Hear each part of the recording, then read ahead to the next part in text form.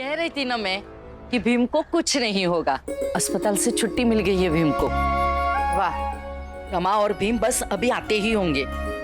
भीम आ जाए ना तो ये माला पहनाकर उसका स्वागत करेंगे हम सब। बहुत अच्छी बात है। मुझे एक बात समझ में नहीं आती कि डलिया अम्मा, तुम बार बार भीमराव को माला पहनाने के लिए क्यों व्याकुल रहती हो? अरे ई जबरदस्ती भीम का सबसे अलग साबित करे चाहत है। ई चाल में एक ठो यह है जो हमेशा एक स्वागत करने खातिर परेशान रहती है। उहे का है, हम भी तो हैं, हम भीम का स्वागत करेंगे। हितेश भाऊ, डलिया अम्मा बात बात पे माला हाथ में लेके यही ये खड़ी हो जाती हैं कि हमरे पूरे चाल में खाली एक भीमराव ऐसा है जो हम सबका नायक है। अरे क्या नायक है? हा? कैसा नायक है और कहाँ का नायक है? अरे कौन सा उसने तीर मार लिया? तुम लोग झूठ मूठ का उसे नायक माने बैठे पड़े। हा? हाँ,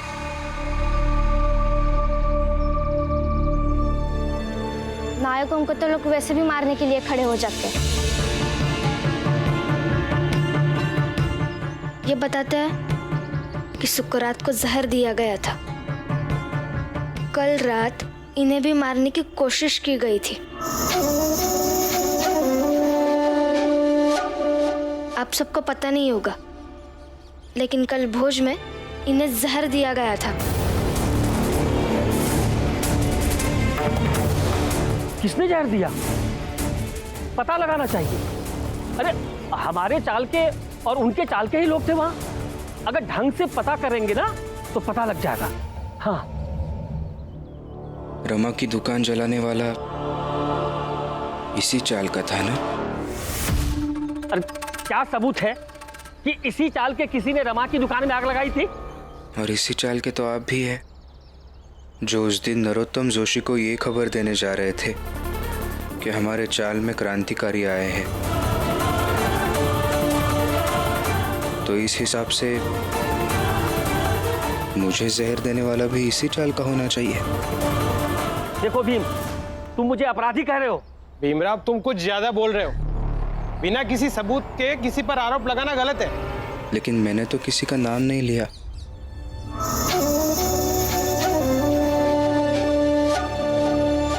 लेकिन मैं कह रही हूँ, आइंदा सतर्क रहिएगा, क्योंकि अगर एक बार भी आप पर शक होगा ना तो अच्छा नहीं होगा। क्या अच्छा नहीं होगा? क्या कर लोगी?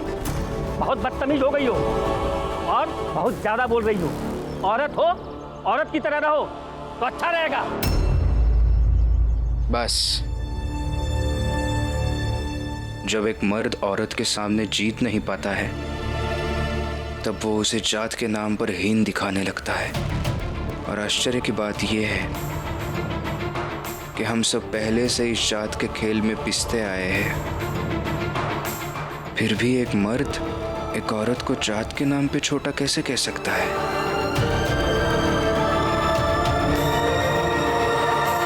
और एक बात मैं आपको आखिरी बार कह रहा हूं, आगे से कभी भी मेरे सामने रमा को जलील करने की कोशिश मत करना।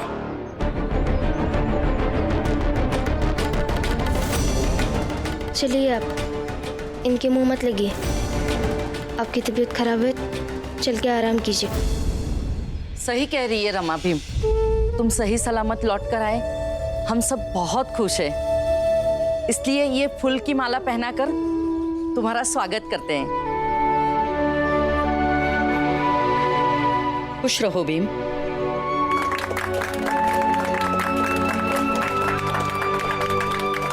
बहुत बहुत धन्यवाद।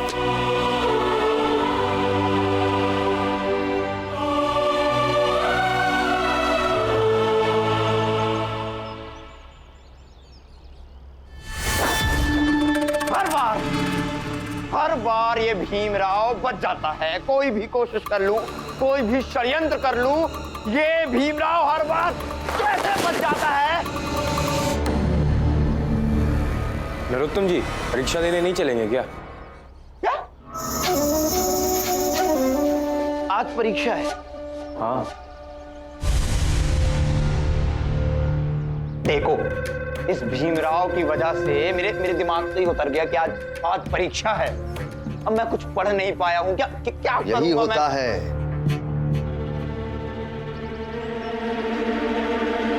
यही होता है जब दूसरों से ईर्ष्या करने में अपना कीमती समय जलाते हैं लोग, तो उन्हें पता ही नहीं चलता है कि उसी ईर्ष्या की अग्नि से कब वे स्वयं झुलसने लगते हैं। बोल लिया। देख, बहुत दिमाग खराब है, तो निकल।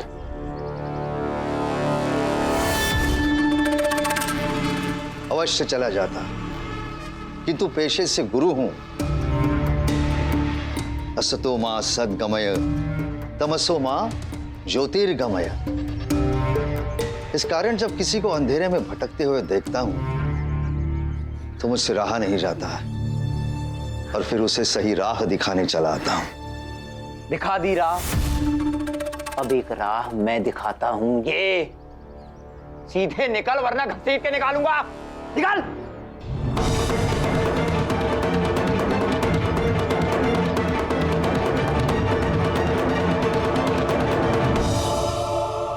आप आराम से लेट जाइए। नहीं, लेटना नहीं है, बस कमजोरी महसूस हो रही है, पता नहीं क्यों। कमजोरी तो लगेगी है ना, 2 दिन से खाना नहीं खाया आपने। मैं खाना लाती हूँ, तब तक आप आराम कीजिए। खाना खाने के बाद ठीक लगेगा।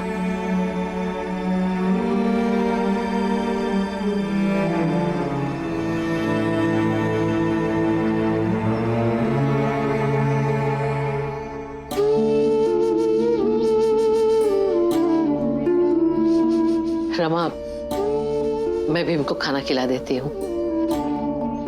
जी बुआ, मैं तब तक दवाई लाती हूँ।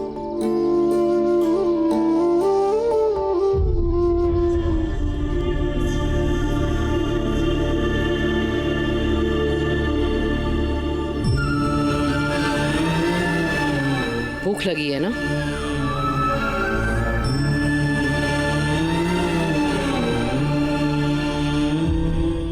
ले, खा ले।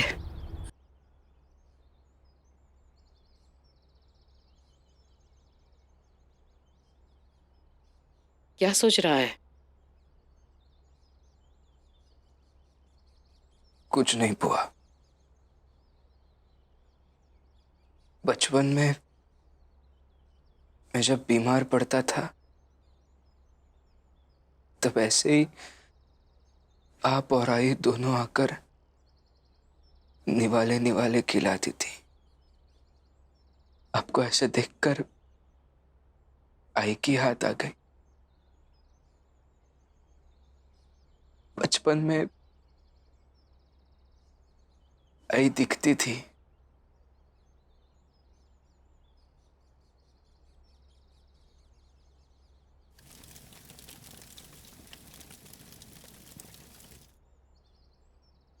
विवाह, मैं आई हूँ तुम्हारी। जो जल गई वो एक बीमार औरत थी। उसे मरना था, मर गई। छोड़कर जाना था, छोड़कर चली गई। लेकिन अभी जो तुम्हारे सामने खड़ी है ना, वो तुम्हारी आई है। भ्रम होता था वो, लेकिन अच्छा लगता था मुझे। अब तो आई कहीं दिखाई भी नहीं देती है।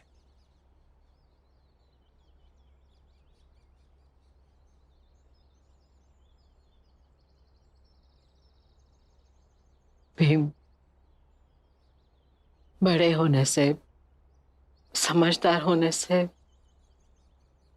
पढ़े लिखे होने से व्यक्ति के बहुत सारे भ्रम टूट जाते हैं और वो जीवन को वास्तविक तरीके से देखने लगता है, समझने लगता है। सबको हिम्मत देने वाला, सबको समझाने वाला मेरा भीम आज कमजोर कैसे हो गया?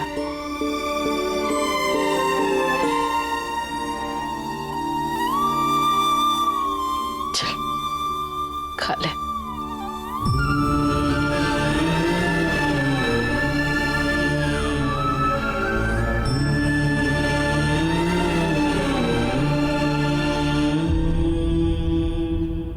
देखो रमा, तुम्हारे पास है पैसे तो दवाई ले आओ। घर में रखे हुए पैसे तो किसी हालत में नहीं दूंगी मैं। जीजा भाई,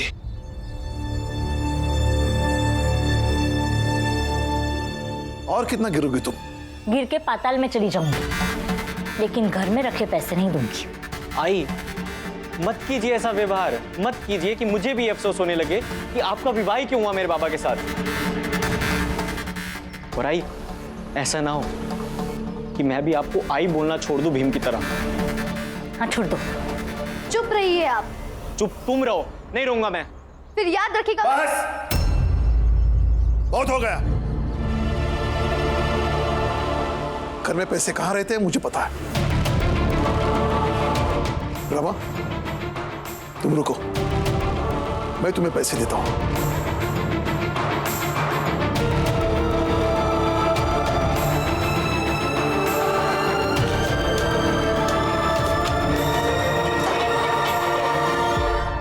मिले? पता था मुझे यही ढूंढेंगे आप, इसलिए पहले ही छुपा कर रख दिए मैंने। जीवन में, संसार में, दिल में और घर में ऐसे उतार चढ़ाव तो आते ही रहेंगे, लेकिन इन सब से लड़के जीना जिंदगी।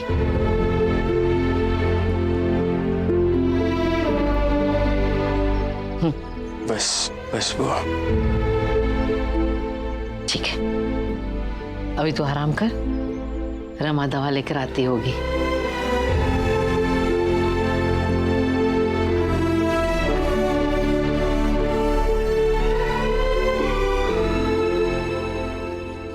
मैं लेता हूं।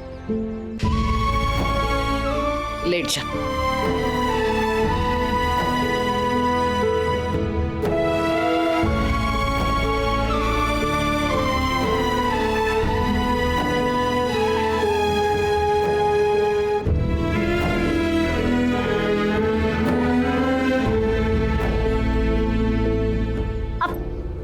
नहीं लगाएंगे। दवाई दूर रखो यहाँ से, दवाई दूर रखो। आप इसमें से पैसे नहीं लेंगे, घर के पैसों को हाथ नहीं लगाएंगे। दवाई तुम ऐसे नहीं मारोगी। बाबा, बाबा क्यों उलझ रहे हैं? आप घर के रखे हुए पैसे नहीं ले सकते। इधर हट जाओ, नहीं तो मैं अपनी सारी मर्यादा भूल जाऊंगा। आप तो भूल जाइए। बाबा और भाई है ना इस घर के, तो बाहर जाकर कमा कर लाइए पैसे। घर में रखे हुए पैसे नहीं दूंगी मैं। अब लेकर दिखाइए इसमें से पैसे। नहीं लेने दूंगी मैं। दवाई बाबा,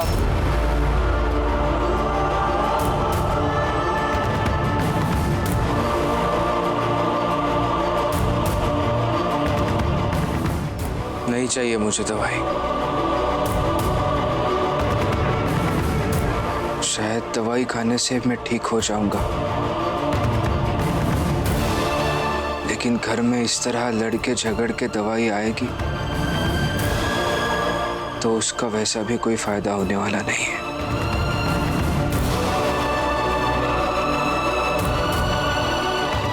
और बुआ,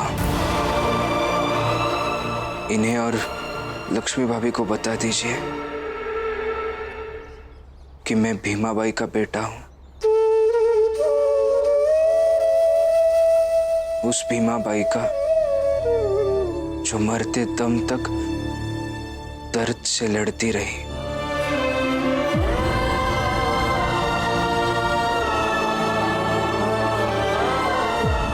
मैं भी 2-4 दिन ये दर्द, ये तकलीफ सह सकता हूं।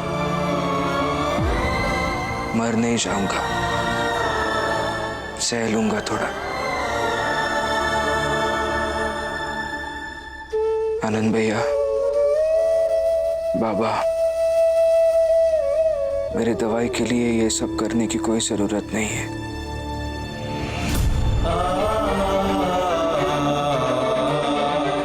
नहीं चाहिए दवाई। रमा, अंदर चलो।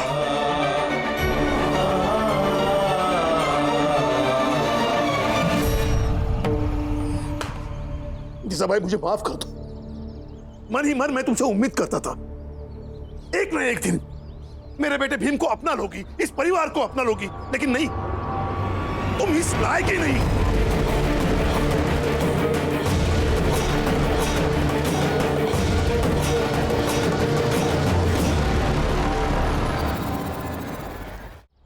मैं जाती हूँ, डलिया अम्मा या फुलिया का किसी पैसे उधार मांगती हूँ और आपके लिए दवाई लाती हूँ। नहीं रमा, दवाई नहीं चाहिए। लेकिन आपकी तबीयत? कुछ नहीं होगा मुझे। तुम्हारा प्यार है, तुम्हारा साथ है ना मेरे साथ। दवाई की कोई जरूरत नहीं है, सह लूंगा।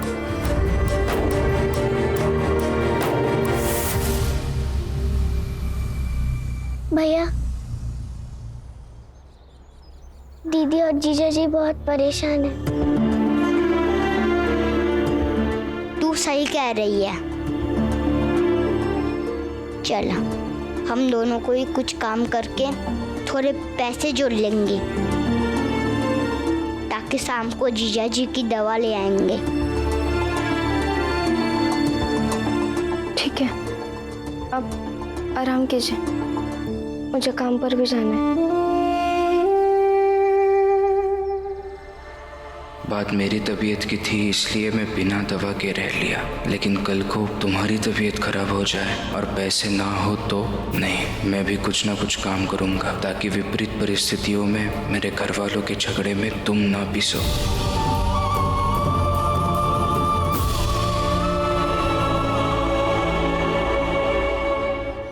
बाबा, कुछ बताना है आपको।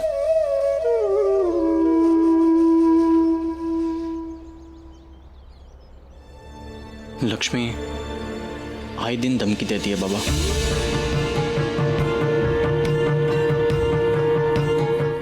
कहती है अगर उसकी कही हुई हर एक बात नहीं मानी तो जहर खा लेगी बाबा। खुद के साथ साथ बच्चे को मार देगी। सच कहूं तो यही डर लगता है बाबा बस।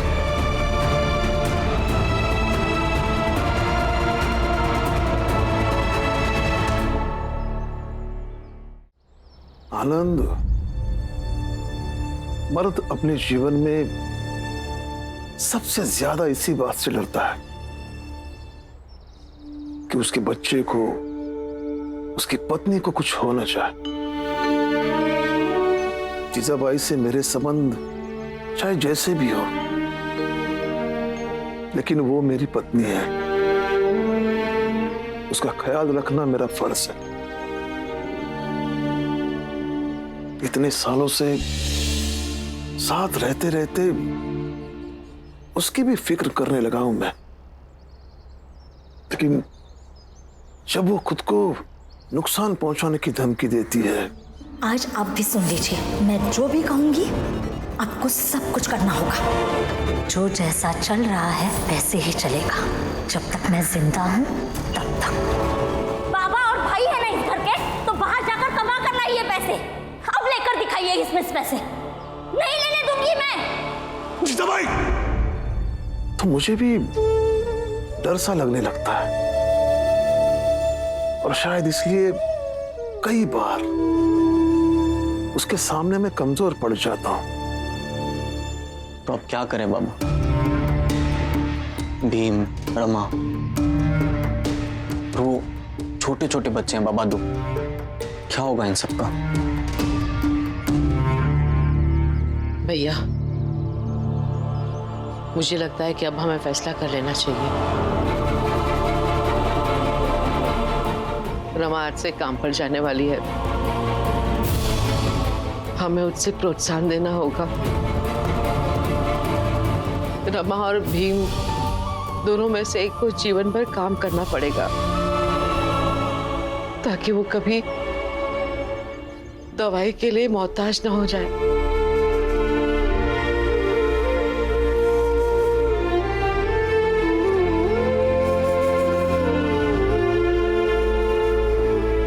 तो फिर ठीक है, आज मैं एक फैसला कर ही लेता हूं। हाल में।